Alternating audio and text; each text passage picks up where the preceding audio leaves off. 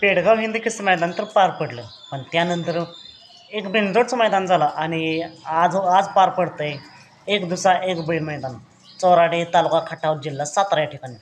मित्रांनो, या मैदानासाठी नक्कीच आपल्याला मोठी महारथी पळताना दिसतील.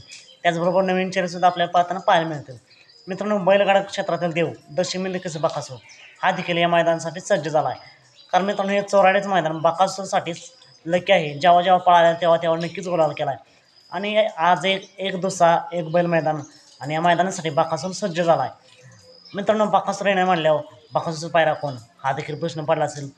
तर मित्रांनो, बकासूरसोबत आपल्याला नातेपुतेकरांचा गुरु पाहताना पाहायला मिळणार आहे. मित्रांनो, हा देखील चांगलाच नंदी पळतोय.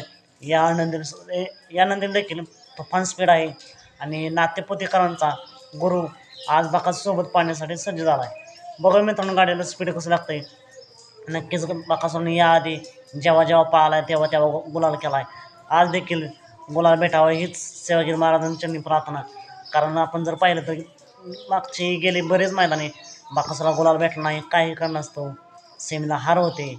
पण आज नक्कीच गुलाल भेटेल हीच अपेक्षा बकासूरला आणि गुरुला या मैदानासाठी मनापासून खूप खूप खूप खूप शुभेच्छा.